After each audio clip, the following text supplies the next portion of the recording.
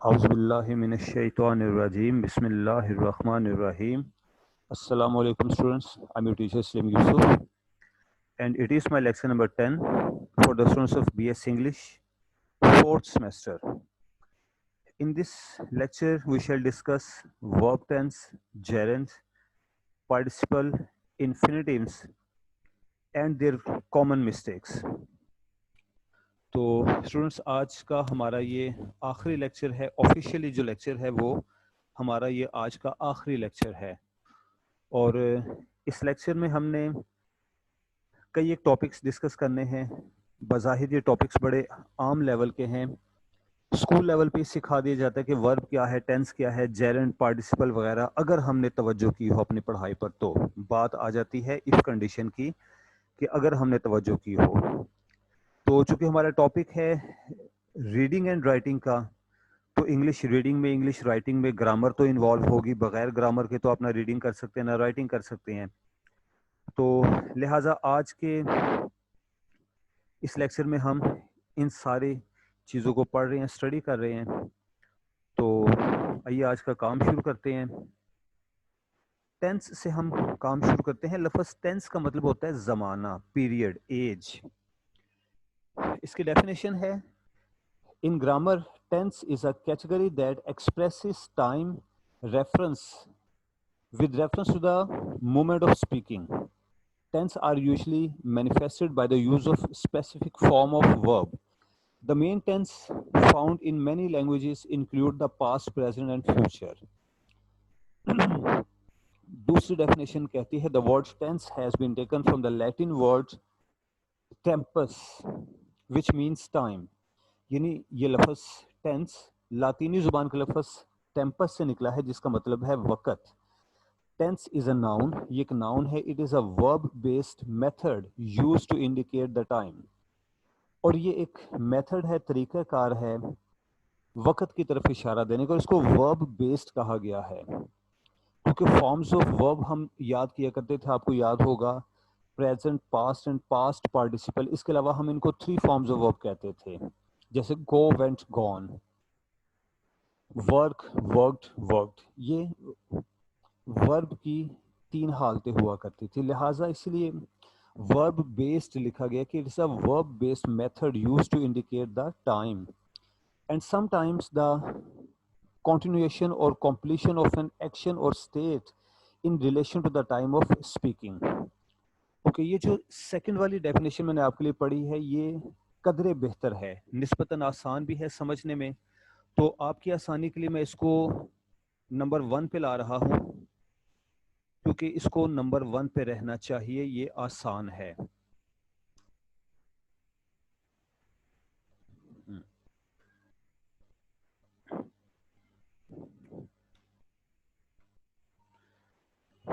ठीक, अब हम नेक्स्ट पढ़ते हैं। The concept of tense in English is a method that we use to refer to time. अब आ जाते हैं इंग्लिश ग्रामर की तरफ। तो इंग्लिश ग्रामर में क्या है जी? The concept of tense in English is a method that we use to refer to time. ये वक्त की तरफ इशारा देने के लिए इस्तेमाल होता है, ये एक मेथड है। पास्ट, प्रेजेंट एंड फ्यूचर, इसकी 3 हालतें हैं। Many languages use tense to talk about time, other languages have, other की जगह सम लिख देते हैं।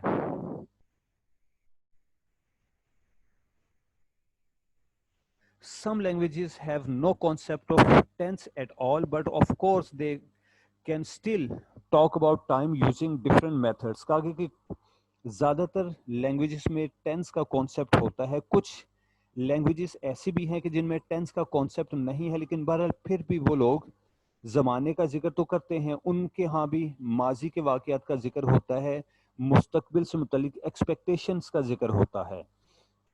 So we talk about time in English with tense, but, and this is a very big but. But क्या जी? We can also talk about time without using tense। क्या है कि हम टेंस का इस्तेमाल किए बगैर भी वक्त का जिक्र कर सकते हैं। For example, going to is a special construction to talk about the future, it is not a tense. हाँ, एक लफ्ज है गोइंग टू, जिसके he is going to, shift in the new house, वो नए घर में शिफ्ट होने ही वाला है। लफ्ज गोइंग टू मुस्तकबिल करीब में किसी काम के होने के लिए इस्तेमाल होता है, जबकि लफ्ज गोइंग टू टेंस नहीं है। इस तरह से ये एक्सेप्शंस में आ जाता है जनाब। इस पॉइंट पर, ये जो डॉट वाला पॉइंट है, इस पॉइंट पर आपने को खास तवज्जो नहीं देनी। ऐसी एक्सेप्शंस हर लैंग्वेज में हुआ करती हैं।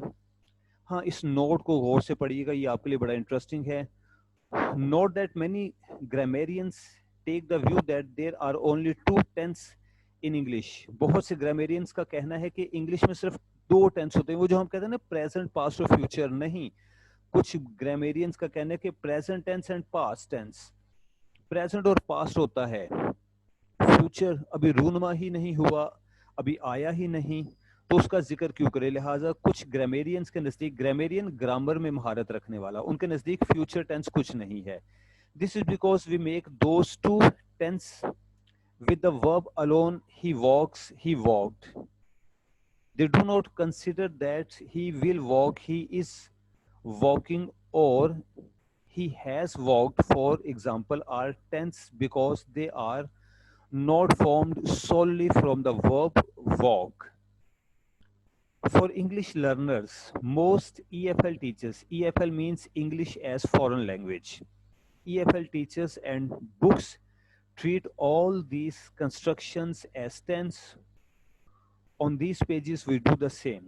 कहा गया कि EFL से मुतल्लिक ज़्यादातर बुक्स में इन तीनों ज़मानों को, प्रेजेंट, पास्ट और फ्यूचर को कंसिडर किया गया है। उसमें परफेक्ट और कॉन्टिन्यूस टेंस का भी जिक्र होता है, और हम भी अपने इस लेसन में इन सारी चीज़ों का जिक्र कर रहे हैं। We cannot talk of tense without considering two components of many English tense, time and aspect in simple terms. क्या है कि we cannot talk of tense without considering two components of English tense. जब हम English में tense की बात करते हैं,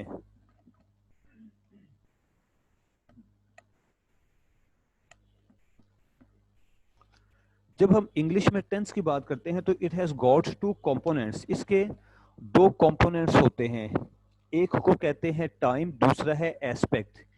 in simple term, time expresses past, present and future. जब हम टाइम की बात करते हैं तो टाइम का मतलब है पास्ट, प्रेजेंट और फ्यूचर।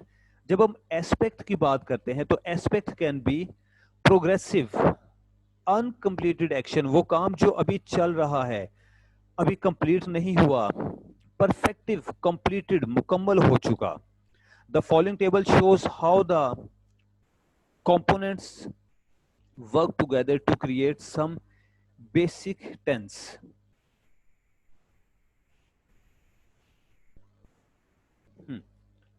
टाइम है जी, टाइम में पास्ट, प्रेजेंट और फ्यूचर है, और aspect. The following table show how these components, हाँ ठीक है, दीज दोनों का जिक्र है, टाइम और एस्पेक्ट दोनों का जिक्र है। तो simple, no aspect, sang, sings, will sings।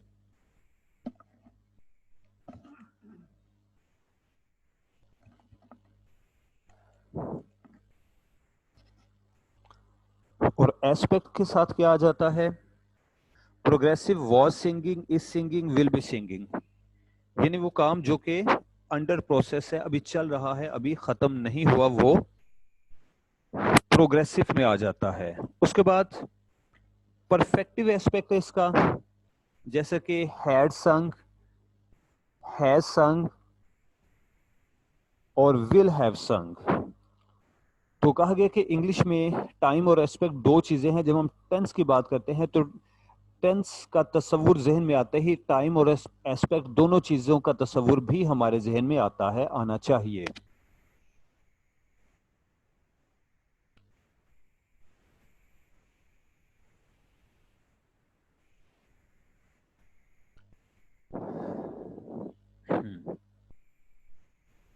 उसके बाद some say that simple tense have simple aspect, but strictly speaking simple tense are simply unmarked for aspect.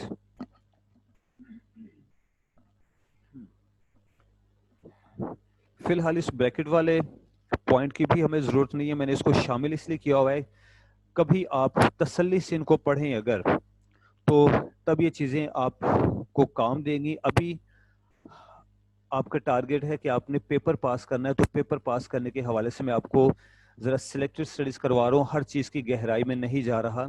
The progressive aspect produces progressive और continuous tense, past continuous, perfect continuous, future continuous. इसमें इस फिक्रे में progressive aspect की थोड़ी सी वजाहत है कि जनाब progressive aspect continuity को जाहिर करता है। The perfective aspect produces perfect tense, past perfect, present perfect and future perfect. Okay,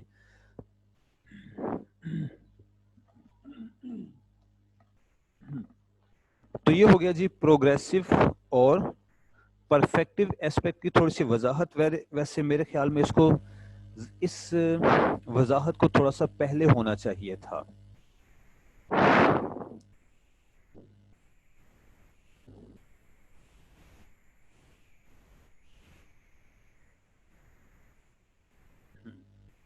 anyway, ये जहां भी है ठीक है।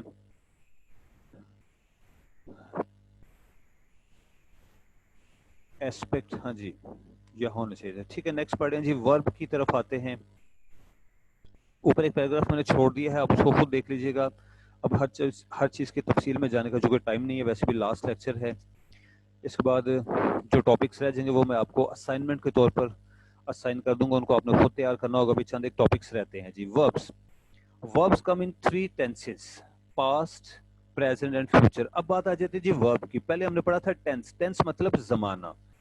अब आ जाती है वर्ब की बात। तो वर्ब 3 तरह के होते हैं, पास्ट है, प्रेजेंट है एंड फ्यूचर है। The past is used to describe things that have already happened. The present tense is used to describe things that are happening right now or things that are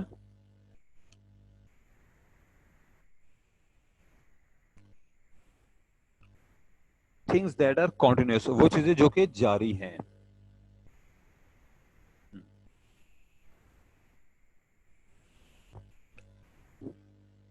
Future tense describes the events that are going to take place in future. English speakers used to talk about the past tense and future in their language. There are 12 verb tense form in English. Total जो verb tense forms हैं वो 12 हैं, और ये वही 12 हैं जिनको हम 12 टेंसेस कहते हैं, जो कभी हमारी समझ में नहीं आए, पता नहीं क्यों समझ में नहीं आते रहे। अच्छा जी, the following table illustrates the proper use of verb tense. अब हम यहाँ पर वर्ब टेंस का इस्तेमाल पढ़ रहे हैं जी। पहले नंबर पर आ जाता है सिंपल। अब ये जो रेड वाली लाइंस हैं, इनको मैं लेफ्ट से राइट की तरफ पढ़ रहा हूं। जैसे simple present tense, simple past tense, simple future tense.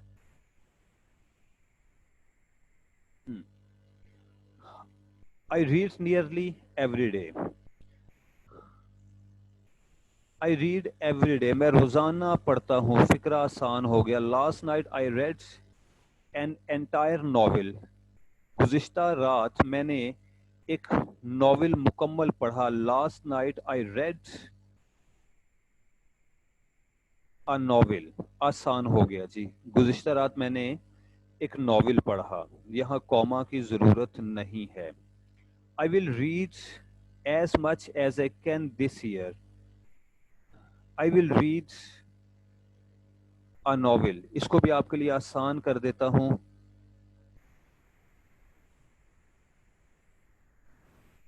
इसको क्या हो गया?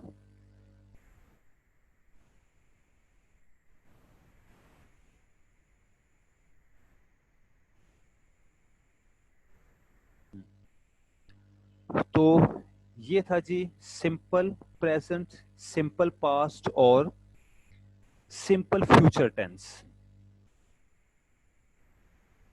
अब आगे आ जाता है present continuous tense, past continuous tense और future continuous tense.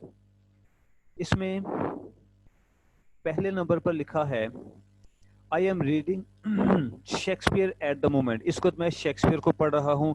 I was reading English Allan poet last night, कल मैं एडगर एलन पो को गुज़िश्ता रात पढ़ा था। एडगर एलन पो एक नॉवलिस्ट है, अफसाना निगार भी है, अफसाने लिखा करता है, नॉवेल लिखा करता है, अमेरिकन राइटर है। और I will be reading Nathaniel Hawthorne soon. Nathaniel Hawthorne भी एक राइटर का नाम है जो कि अमेरिकन राइटर है। अच्छा जी, उसके बाद आगे आ जाता है प्रेजेंट परफेक्ट,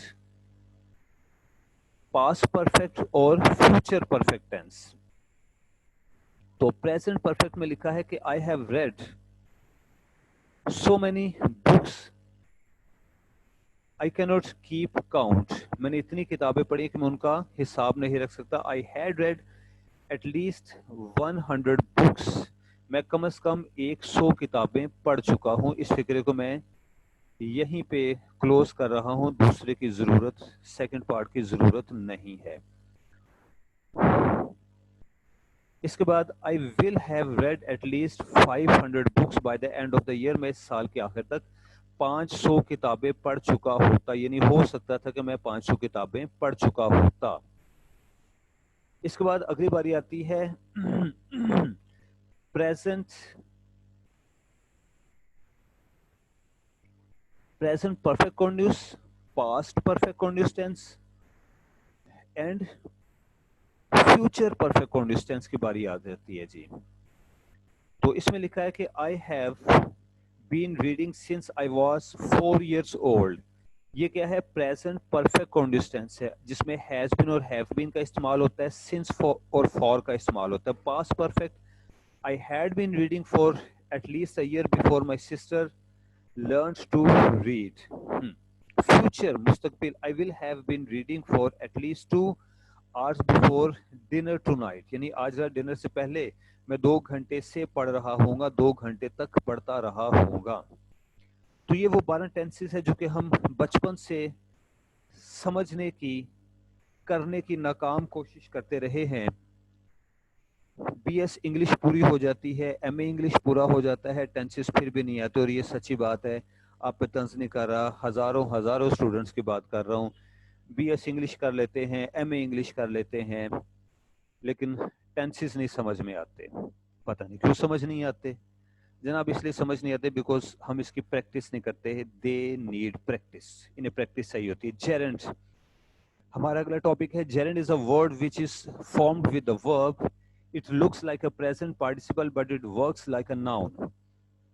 जेरेंट क्या है जी? सिंपली बता दूं, किसी भी वर्ब में जब आईएनजी का इजाफा कर दिया जाता है, जैसे वर्क से वर्किंग, इंटरेस्ट से इंटरेस्टिंग, तो अपने इस्तेमाल के हिसाब से वो जेरेंट कहलाता है।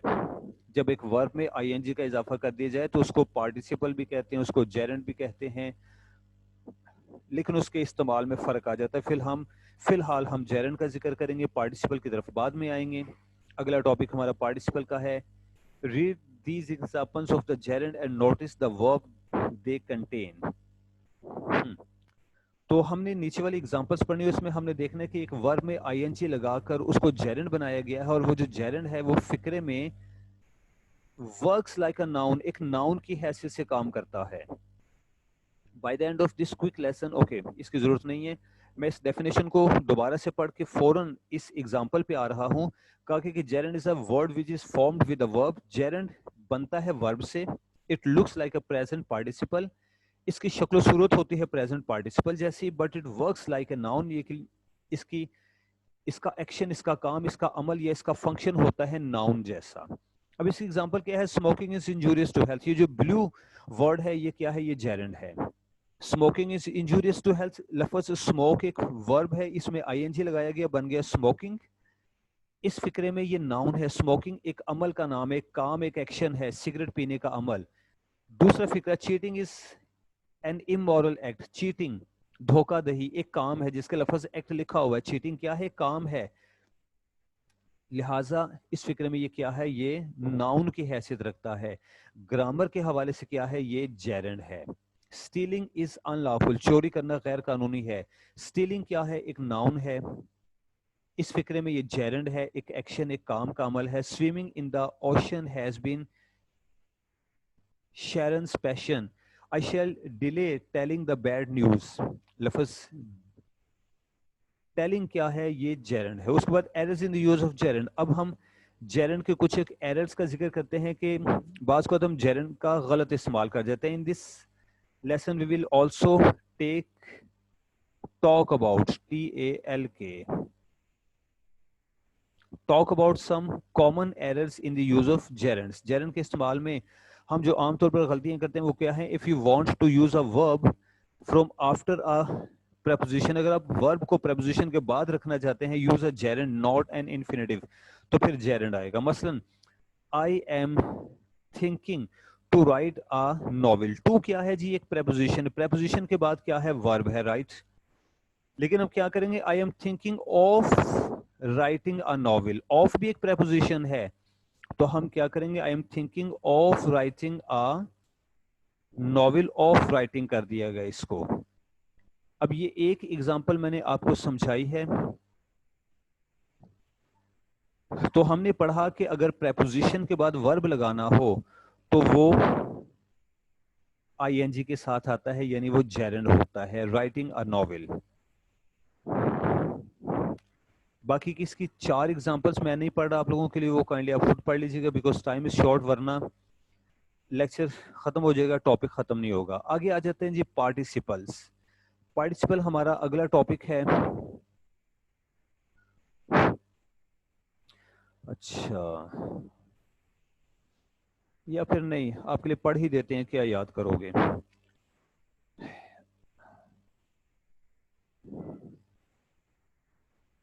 करेक्ट, ठीक हो गया. Incorrect sentence, we were prevented from enter the room. From क्या है, एक प्रेपोजिशन है. दुरुस्त होगा, we were prevented from entering the room. From entering the room, तो फ्रॉम के बाद वर्ब आया तो ये जेरेंड की सूरत में होगा. ये लीजिए, ओहो, इसको ब्लू में हाईलाइट करना है ताकि वाजे रहे. ठीक. तीसरा फिक्रा, they insisted on my resigning the, sorry गलत कर गया, यम यम यम, हाँ correct. We were prevented from entering the room. A noun और a pronoun used before a gerund should be in the possessive case. From me entering the house. ठीक है, इसको भी कर देते हैं.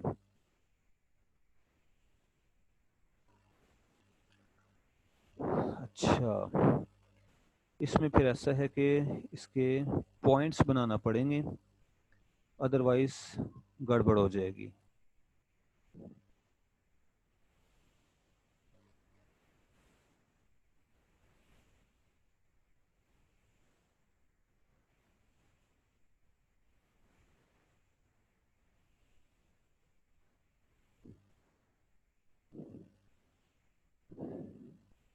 करेक्ट और इनकरेक्ट,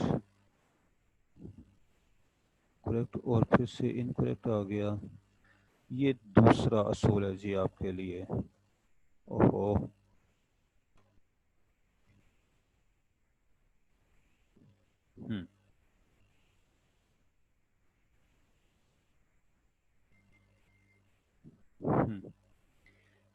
ए नाउन और अ प्रोनाउन. दूसरा असूल आपके लिए पढ़ूं, जरा इसको तवज्जो से समझिएगा जी. अ नाउन और a pronoun used before a gerund should be in the possessive case. Okay, ये है जेरेंड रिजाइनिंग.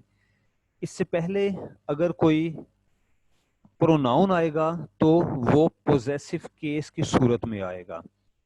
अब जेरेंड क्या है, पोजेसिव केस क्या है, वो हम करेक्ट में देखते हैं. इनकरेक्ट को हमने नहीं छेड़ना. ये जी correct, they insisted on my resigning the post. उनका इसरार था कि मैं इस पोस्ट से रिजाइन कर दूं, हट जाऊं. ये लीजिए, ये हो गया करेक्ट. आगे है इनकरेक्ट सेंटेंस. फिर से, दे obeyed to they objected to John playing for the other team. उनका इस्तराज था कि जॉन दूसरी टीम के लिए क्यों खेला. They objected to John. They objected to John's playing for the other team. John's में जब आपने अपोस्ट्रोफ लगाया तो ये इसका पोजेसिव केस बन गया, John's playing for the other team. इसको हम ब्लू कर देते हैं। अच्छा, उसके बाद आ जाता है नोट। नोट दैट, नोट को भी ब्लू कर देते हैं ताकि वाज़ेह तौर पर नजर आए कि ये एक नोट्स लिखा हुआ है।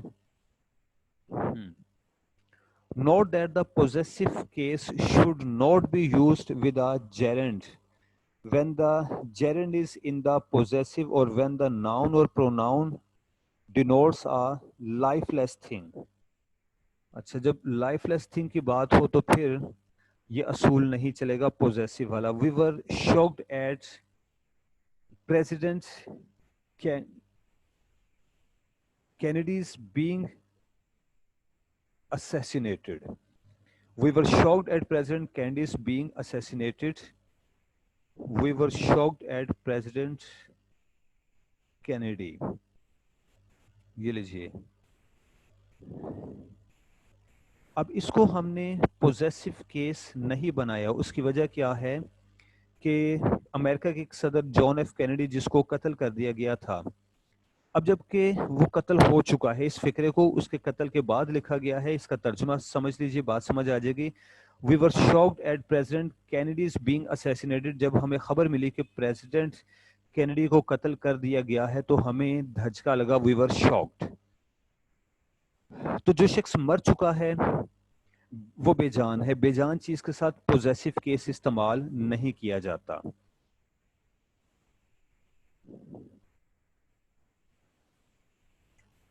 चल भाई।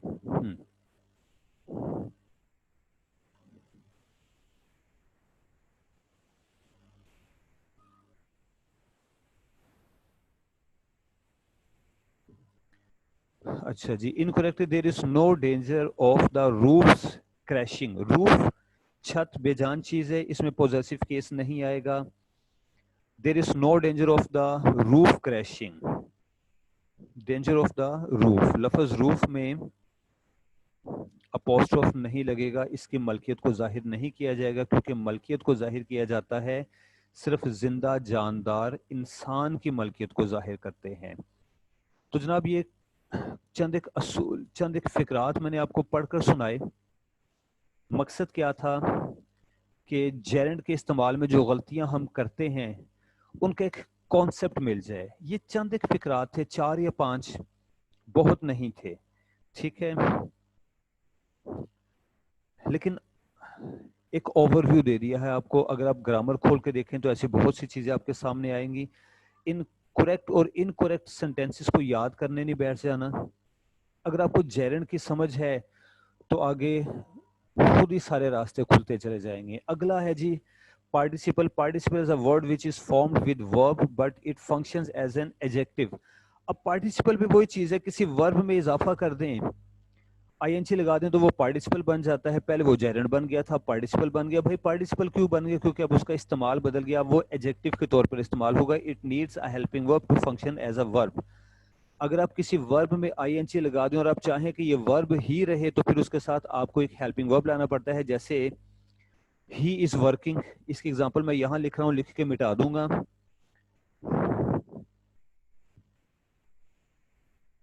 वर्क लफ्ज है जी, वर्क में आपने प्लस किया आईएनजी वर्किंग, ये क्या बन गया? पार्टिसिपल। ये क्या बन गया? ये जेरेंड भी है, ये पार्टिसिपल भी है। डिपेंड करता है कि इसका इस्तेमाल क्या है।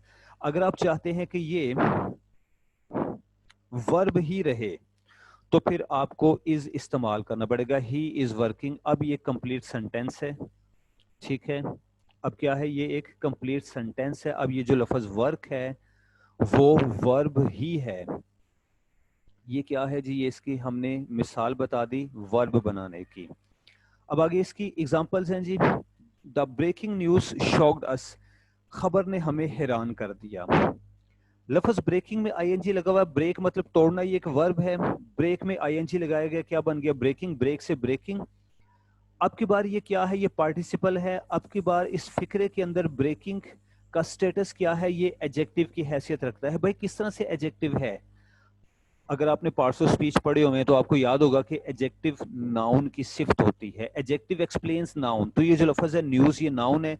न्यूज कैसी है? Breaking news. The breaking news shocked us. ठीक। दूसरा फिक्रा, the burning question has been resolve. Question क्या है? एक नाउन है। क्वेश्चन कैसा है? बर्निंग क्वेश्चन, अहम मसला। तो लफ्ज बर्निंग क्या बन गया? ये पार्टिसिपल है इस फिक्रे के अंदर। इसकी हैसियत, इसका फंक्शन एडजेक्टिव वाला है। She told an interesting story. उसने एक दिलचस्प कहानी सुनाई। भाई इसमें नाउन है स्टोरी। स्टोरी क्या है? नाउन है। और स्टोरी किस तरह की है? इंटरेस्टिंग। तो लफ्ज इंटरेस्टिंग क्या है? वो पार्टिसिपल है। और इस फिक्रे के अंदर इसकी फंक्शनिंग क्या है? एडजेक्टिव की सी है। तो उम्मीद है कि पार्टिसिपल की आपको समझ आ गई होगी। Participles are of two types, present participle and past participle. जी पार्टिसिपल्स की दो अकसाम होती हैं, एक प्रेजेंट पार्टिसिपल होता है, एक पास्ट पार्टिसिपल होता है। तो प्रेजेंट पार्टिसिपल क्या है? Present participle is a form of verb ending in ING. It is used to form continuous tense. जब किसी वर्ब में हम आईएनजी का इजाफा कर दें तो वो प्रेजेंट पार्टिसिपल कहलाता है। जैसे लफ्ज वर्क से working, I am working, he was singing, they are walking, we will be straying. Stray होता है भटक जाना, STAY, स्टेइंग। ओके, हम ठहर रहे होंगे, चिल्ड्रन वर प्लेइंग। ये सब क्या है जी? ये प्रेजेंट पार्टिसिपल है। जब किसी वर्ब में आईएनजी का इजाफा किया जाए तो वो प्रेजेंट है। आगे आ जाता है पास्ट पार्टिसिपल। तो पास्ट पार्टिसिपल कहता है, past participle is a form of verb ending in ED. जब किसी वर्ब के आखिर में ईडी लगा दिया जाए, in the case of regular verb, regular verb की सूरत में जब किसी वर्ब के आखिर में ईडी लग जाए तो वो पास्ट पार्टिसिपल होता है। अब आप पूछते होंगे कि जी रेगुलर वर्ब और इररेगुलर वर्ब में क्या फर्क है? ये जिसको मैंने हाईलाइट किया। किसी भी वर्ब के आखिर में जब ईडी लगता है तो वो रेगुलर वर्ब है। जैसे वर्क से वर्क्ड, ईडी लगेगा। और जब किसी वर्ब के आखिर में ईडी नहीं लगता वो इररेगुलर, जैसे go went gone, do did done, ये इररेगुलर है। लेकिन वर्क से वर्क्ड वर्क्ड, ये क्या है? ये रेगुलर है। It is used in forming perfect and passive tense and sometimes as an adjective. तो जो पास्ट पार्टिसिपल है उसको पैसिव वॉइस बनाने के लिए इस्तेमाल करते हैं, परफेक्ट टेंस बनाने के लिए इस्तेमाल करते हैं। इतना तो आपको याद होगा अगर आपने 12 टेंसेस किए हुए हैं। Perfect tense has have had का इस्तेमाल जिसमें होता है has have had helping verb, इसके फौरन बाद थर्ड फॉर्म वर्ब आती है जिसके he has died, I have finished my work. और पैसिव वॉइस बनाने के लिए भी थर्ड फॉर्म ऑफ वर्ब इस्तेमाल होती है। The speech has been delivered, तकरीर की जा चुकी है, delivered third form of verb है। और यही पास्ट पार्टिसिपल बाज को एडजेक्टिव भी बनता है, जैसे lost in lost project, sorry lost property. किसी जायदाद से मुतलिक आ गया जी, ये प्रॉपर्टी है। कैसी? लॉस्ट प्रॉपर्टी, वो जो खो चुकी है। It is therefore also known as perfect participle and passive participle भी इसका नाम है, क्योंकि परफेक्ट टेंस बनाने के काम आता है, पैसिव वॉइस बनाने के काम आता है। बास हालात में ये एडजेक्टिव भी बन जाता है। तो ये पास्ट पार्टिसिपल के कुछ एक इस्तेमालात हैं। अब इसकी भी एग्जांपल पढ़ लेते हैं। Example of past participle being used as an adjective, जैसे टू स्वेल, स्वॉलन आइज, सूजी हुई आंखें। अब एडजेक्टिव क्या होता है? वो नाउन की खूबी अभी हम बता चुके हैं। तो आइज कैसी? स्वॉलन आइज, सूजी हुई आंखें। अट्रैक्टिव आइज भी लिख सकते हैं, अट्रैक्टिव भी एडजेक्टिव बनेगा। ब्रेक, ब्रोकन प्लेट, टूटी हुई plate. To ruin, ruined cake, मसक शुदा, बिगड़ा हुआ केक जिसको पांव तले रोंद दिया गया। उसके बाद आते हैं जी errors in the use of participles. Participles के इस्तेमाल में भी कुछ गलतियां हो सकती हैं। वो मिस्टेक्स कैसी हो सकती हैं उसका हम जिक्र पढ़ लेते हैं। The participle is a verbal adjective, ये तो वही इसकी डेफिनेशन है जो हम पहले पढ़ चुके हैं। It should be related to proper subject of reference. जी ये है आपके काम की बात। It should be related to a proper subject of reference. Subject of reference के साथ इसको रिलेटेड होना चाहिए। अगर वो सब्जेक्ट ऑफ रेफरेंस के साथ रिलेटेड नहीं है तो वो गलत है। लीजिए इसको मैंने आपकी आसानी के लिए अंडरलाइन कर दिया है, क्योंकि ये इसका खुलासा है, निचोड़ है कि पार्टिसिपल की एरर उसी वक्त होती है जब वो सब्जेक्ट ऑफ रेफरेंस के साथ जुड़ा हुआ ना हो। if the subject is lacking or if a wrong subject is used, the whole sentence would be wrong. Other examples are given below. Other नहीं है जी, अच्छा ऊपर भी एग्जांपल्स इस्तेमाल हुई थी चुके, तो इस लिहाज से लिखा गया. अदर एग्जांपल्स हम इसको सिर्फ लफ्ज एग्जांपल लिखेंगे. Examples are given below. Being a rainy day we had to abandon the match. ये wrong है जी. क्यों wrong है? It's being a rainy day. Rainy day क्या है? ये सब्जेक्ट है, सब्जेक्ट ऑफ रेफरेंस. भाई किसकी तरफ इशारा दिया जा रहा है? एक दिन की तरफ. वो दिन कैसा है? बारिश भरा दिन है. तो जब बारिश भरा दिन सब्जेक्ट ऑफ रेफरेंस मौजूद है तो उसके साथ पार्टिसिपल जुड़ा होगा. पार्टिसिपल क्या है? Being, BEING, being. फिक्रा बनेगा it being a rainy day we had to abandon the match. ठीक है, एक फिक्रा मैंने आपको पढ़ के सुना दिया एग्जांपल के तौर पर. अगले फिक्रात मैं नहीं पढ़ रहा क्योंकि आपके लेक्चर का टाइम खत्म हो चुका है. अभी मैंने इन्फिनिटिव्स आपको समझाने हैं. इन्फिनिटिव क्या होता है? It in traditional descriptions of English, the infinitive is the basic dictionary form of verb. ये वर्ब की बेसिक फॉर्म है. इसको रूट वर्ब भी कहते हैं. विद और without the participle to, thus to go is an infinitive. अगर आपको इत्तेफाक हो डिक्शनरी कंसल्ट करने का तो आपने देखा होगा कि किसी भी लफ्ज का जब आप मतलब देखते हैं और वो मतलब वर्ब है तो उसके साथ टू लिखा होता है. To go, to work, to enjoy वगैरह. डिक्शनरी में किसी भी लफ्ज का मतलब अगर आप देखें और वो मतलब अगर वर्ब है तो उसके साथ टू जरूर होता है. तो किसी वर्ब के शुरू में टू लगा हुआ होना इन्फिनिटिव कहलाता है. ये हालत टू गो, ये रूट वर्ब भी कहलाता है. ये इन्फिनिटिव होता है. आपकी आसानी के लिए इसको मैं ब्लू में हाईलाइट कर रहा हूं. और मैंने वक्त से पहले इसको ब्लू में हाईलाइट क्यों नहीं किया? इसलिए कि ग्रामर सुनाने से समझ नहीं आती, ग्रामर प्रैक्टिकली समझ आती है, प्रैक्टिस से समझ आती है. लिहाजा आपके सामने मैं इन चीज़ों को, जैसे इन्फिनिटिव है, जेरेंड वगैरह है, इनको मैं आपके सामने हाईलाइट कर रहा हूं ताकि आपको समझ आए अगर आप लेक्चर तवज्जो से सुन रहे हैं. Infinitive is the base form of verb in English. लो जनाब, बेस फॉर्म ऑफ वर्ब, जैसे कि मैंने अभी कहा था रूट वर्ब, मैंने कहा था base form of a verb. इसको भी मैं हाईलाइट कर देता हूं क्योंकि ये इन्फिनिटिव की बल्कि पूरे को हाईलाइट करता हूं. ये क्या है? ये भी डेफिनेशन है किसकी? इन्फिनिटिव की. और बड़ी आला डेफिनेशन है, ये सिंपल भी है. When we talk about the infinitive, we generally refer to present participle, present infinitive. जब हम इन्फिनिटिव की बात करते हैं तो हम आमतौर पर प्रेजेंट की तरफ बात करते हैं, which is the most common form of infinitive. और ये इन्फिनिटिव की आम सी शक्ल है. The present infinitive has two forms. और इसकी दो सूरतें होती हैं. इन्फिनिटिव प्रेजेंट की सूरत में सबसे ज्यादा इस्तेमाल होता है. इसकी दो सूरतें होती हैं. एक को टू इन्फिनिटिव कहते हैं, दूसरे को जीरो इन्फिनिटिव कहते हैं. टू क्या है जी? टू सिट, सॉरी टू के साथ सिट आएगा जी. टू सिट, सिट अकेला भी हो सकता है. सिट क्या है? वर्ब है. Sit, sat, sat. To eat, eat, ये जीरो इन्फिनिटिव है क्योंकि इसके साथ टू नहीं लगा. ये टू इन्फिनिटिव कहलाता है. टू रिमेंबर, अकेला है, रिमेंबर. टू हैव, खाली, हैव. तो ये इन्फिनिटिव्स हैं. इन्फिनिटिव वर्ब की बेस फॉर्म होती है, याद रहे. Function of the infinitive. अब इन्फिनिटिव का काम क्या है, फंक्शन क्या है, ये बड़ा जरूरी है. The to infinitive is used in many sentence constructions. कई तरह के sentences में इस्तेमाल होता है. Often expressing the purpose of something or someone's opinion. बस ये इसका इस्तेमाल है. Expressing the purpose of something or someone's opinion. ये किसी, इसको मैं अंडरलाइन कर रहा हूँ जी आपके लिए, ठीक है. तो इन्फिनिटिव क्या करता है? ये किसी मकसद को एक्सप्रेस करता है, किसी शख्स के पर्पस को एक्सप्रेस करता है. इसकी एग्जांपल क्या है? शी केम टू कलेक्ट हर पे चेक. वो अपना पे चेक लेने के लिए आई थी. टू कलेक्ट, हासिल करने के लिए, की खातिर. तो कलेक्ट क्या है? एक वर्ब है. कलेक्ट से कलेक्टेड, कलेक्टिंग, ING लग सकता है इसमें. टू लगा दिया गया तो क्या बन गया?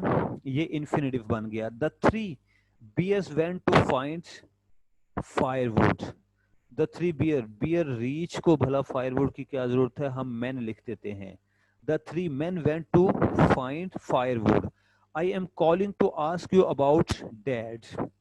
Your sister has gone. तुम्हारी बहन जा चुकी किधर? टू फिनिश हर होमवर्क, अपना काम खत्म करने के लिए। लफ्ज टू फिनिश क्या बन गया? ये इन्फिनेटिव बन गया, लेकिन बेस इसकी क्या है? ये वर्ब ही है। Function of the zero infinitive, ये तो हमने टू वाले इन्फिनेटिव्स पढ़े ना कि ये मकसद को एक्सप्रेस करते हैं। अगर हम जीरो इन्फिनेटिव इस्तेमाल करें तो मकसद उसका भी यही होगा, वो भी पर्पस को, ओपिनियन को जाहिर करेगा। लेकिन इसकी फॉर्मेशन क्या होती है? When infinitive is used with verb of perception, the pattern is verb plus object plus zero infinitive. पहले क्या आएगा? वर्ब आएगा, ऑब्जेक्ट आएगा, फिर जीरो इन्फिनेटिव आएगा। He saw her fall from the Cliff. Saw verb है जी, वर्ब के बाद क्या है? ऑब्जेक्ट है हर, उसको गिरते हुए देखा। ही सॉ हर, उसने फलां लड़की को देखा। फॉल गिरते हुए देखा, फ्रॉम द क्लिफ चोटी से गिरते हुए देखा। अच्छा, we heard them close the door. Close क्या बन गया? इन्फिनेटिव बन गया, जीरो इन्फिनेटिव, टू नहीं लगा हुआ इसके साथ। हर्ड क्या है? वर्ब है, मैं इस फार्मूले की तरफ इशारा कर रहा हूं। वर्ब प्लस ऑब्जेक्ट, ऑब्जेक्ट क्या है? देम, उनको सुना। क्लोज द डोर के वो दरवाजा बंद कर रहे थे। दे सॉ अस, उन्होंने हमें देखा। सॉ देखा वर्ब है, अस हमको, हम क्या है? ऑब्जेक्ट, और लफ्ज वॉक जीरो इन्फिनेटिव है। She left the spider crawl up the leg. अच्छा, इसके बाद errors in the use of infinitive. Definitely infinitives में भी कुछ एरर्स, कुछ गलतियां होती हैं। अब हमने उनको पढ़ना है। ये इन्फिनेटिव के एरर्स बड़ी दूर भाग गए, इनको जरा सीधा कर लें, एक मिनट। अच्छा जी, किधर गए भाई? ये आ गए। Errors in the use of infinitives. अब इन्फिनेटिव्स की गलतियां क्या हो सकती हैं? Misuse of the infinitive. Avoid ING, आपने कुछ मकामात पर आईएनजी नहीं लगाना। इन्फिनेटिव इस्तेमाल करना है, आईएनजी लगाकर जेरंड या पार्टिसिपल नहीं बनाना। Don't say you can not avoid to make mistake, say you can not avoid making mistake. Avoid making mistake. Avoid क्या है? वर्ब है। वर्ब के बाद अगर आपको दोबारा से वर्ब इस्तेमाल करना पड़े, देखो लफ्ज avoid, avoided, will be avoiding. Avoid क्या है? बेसिकली वर्ब है। लफ्ज मेक क्या है? वो भी वर्ब है। तो दो वर्ब बिला वजह बराबर बराबर नहीं आ सकते। इस वर्ब को आपने अब इन्फिनेटिव, सॉरी, जेरंड बना देना है। इन्फिनेटिव नहीं, जेरंड बना देना है। Making mistake.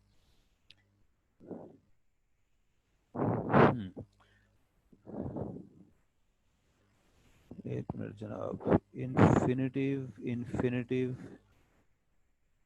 Participle.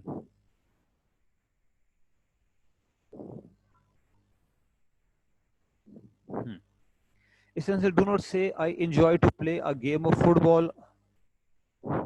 I enjoyed to play, I enjoyed playing a game of football, क्योंकि इंजॉय क्या है? वर्ब आ चुका है। वर्ब के बराबर फिर से आप वर्ब लगा रहे हैं प्ले, तो वो प्ले नहीं, प्लेइंग होगा।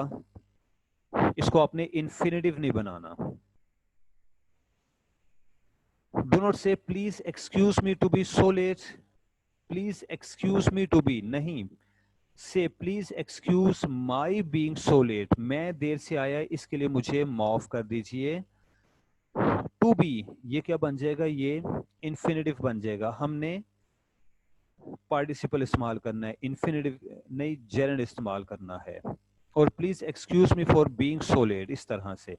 तो स्टूडेंट्स, आपका आज का ये लेक्चर मैं यहाँ स्टॉप कर रहा हूँ। कमोबेश 50 मिनट्स का ये लेक्चर चला गया है। 30 मिनट्स की लिमिट है, सॉरी 36 मिनट्स की लिमिट है कि मैंने अपना एक लेक्चर 36 मिनट्स में कंप्लीट करना है, जबकि मेरा ये लेक्चर कमोबेश 60 मिनट्स का हो गया है।